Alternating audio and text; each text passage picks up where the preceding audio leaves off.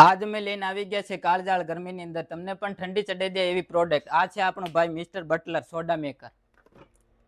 એની શું ખાસિયત છે, એક જ મિનિટમાં તમારી સોડા તૈયાર થઈ જશે.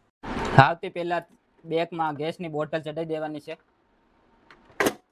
બીજા સ્ટેપમાં આ પાણીની બોટલ તમારે એરા લગી ફૂલ ભરી દેવાની છે, અહીંયા લગી, અને એ રીતની ચડાવી દેવાની છે.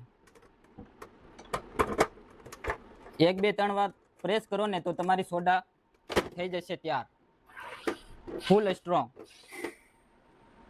જોઈ લો.